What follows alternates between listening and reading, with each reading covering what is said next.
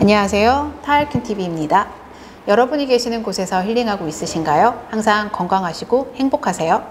오늘은 타일의 역사에 대해서 한번 살펴보려고 하는데요. 타일은 건축 자재로서 언제부터 사용이 됐는지, 그리고 공간 안에서 또 어떤 역할들을 하며 현재까지 왔는지를 한번 살펴보면 또 재미있지 않을까라는 생각이 드는데요. 타일은 천연의 소재를 고온의 불에 구워서 만들어낸 세라믹이라는 점에서 도자기의 기원과 같습니다. 그렇다면 인류가 흙을 불에 구워 만들어낸 타일이 건축물에 적용이 된 시기는 기원전 5000년경으로 추측을 하는데요. 본격적으로 건축에 많이 사용했던 시기는 기원전 3000년경에 이집트 건축에서 청색을 배색해서 사용했던 부분을 기원으로 보고 있습니다. 고대 그리스나 로마에서는 채색을 하지 않은 테라코타 타일이 지붕을 덮는 데 많이 사용을 했던 반면 619년부터는 이슬람교 문화에서 종교적 표현을 위해서 유약을 발라 구운 체유 타일이 사용이 되었다고 합니다. 터키 이스탄불을 중심으로 호화스러운 타일의 부분이 본격적으로 시작이 되면서 이슬람권에서는 타일의 발상지다운 호화로운 건축물들이 많이 세워졌다고 합니다. 8세기부터 북아프리카에 살던 이슬람 교도들이 북아프리카로부터 이베리아 반도에 이르기까지 타일의 기술들을 많이 전파하면서 스페인으로 이러한 기술이 전달이 되었다고 합니다. 스페인과 이탈리아를 통해 발달한 유럽의 타일은 이후 르네상스, 바로크 시대의 중세 시대를 거치면서 여러 유럽 전역으로 퍼져나가게 되죠. 타일의 발상지는 실제 이집트 그리고 이슬람교 쪽이라고 볼 수 있긴 하나 현재의 전성기를 누리게 된 부분은 유럽에서의 타일이라고 볼 수가 있는데요. 당시 르네상스 그리고 바로크 시대 산업혁명을 거치면서 디자인과 타일 기술이 굉장히 빠르게 성장을 합니다. 이탈리아의 사소올로 그리고 스페인의 카스텔론 지역은 타일의 산지로도 유명하고요. 유럽에서 번성했던 이런 타일들은 19세기 아시아로 이동하게 되는데요. 19세기부터는 아시아 국가들이 타일 생산의 메카로 급부상하고 있습니다. 한국은 물론 일본, 그리고 인도네시아, 대만, 중국 등이 타일 제조국으로 부상하게 됩니다.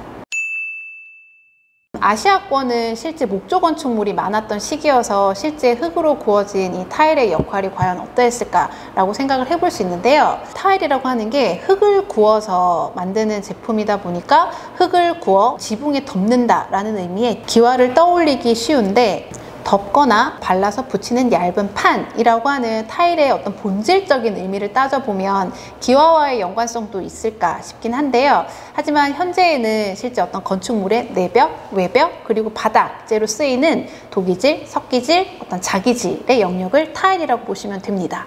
그럼 이렇게 이집트부터 유럽을 거쳐 아시아권으로 들어오게 된 타일, 과연 우리나라에서의 역사는 어떻게 될까요?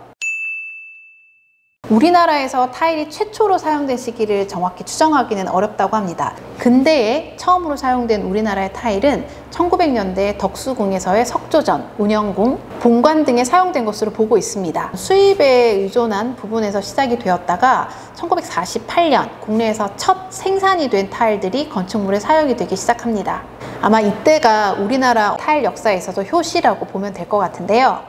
하지만 이때만 해도 실제 도자기, 식엽, 식기를 생산해내는 일환으로 타일을 생산했다고 보시면 될 것 같고요. 본격적으로 대량 생산이 시작이 된 시기는 1955년경이라고 볼 수 있습니다. 이후 1970년대 주택 건설 붐, 그리고 86년 아시안게임, 88 서울올림픽을 계기로 수요에 대한 이슈가 굉장히 기하급수적으로 늘어났던 때가 됐고요. 1980년대를 거치면서 타일의 대량 생산 체제라고 하는 부분이 구축이 되었다고 볼 수 있습니다.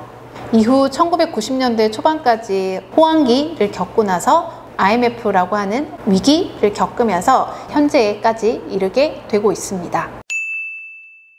타일은 흙이라고 하는 천연 소재를 불에 구워 색깔을 발현시킨, 그리고 패턴을 무궁무진하게 개발해서 또 접근할 수 있는 장점이 많다 보니까 최근 들어서는 여러 곳에서의 타일의 쓰임이 더 많아졌다고 볼 수도 있고요. 기술력의 발달, 그리고 주거 문화의 발달 부분을 토대로 다채롭게 많이 쓰이는 자재가 되었다고 볼 수 있습니다. 공간과 그 공간을 생각하는 사람들의 관점에서 디자인의 영역에서의 어떤 색, 패턴, 그러한 부분들이 사람들에게 영향을 주고 있고 또 그만큼 긍정의 요소를 발휘할 수 있다라고 하는 측면에서 보면 타일의 앞으로의 미래는 밝다라고 볼 수가 있는데요.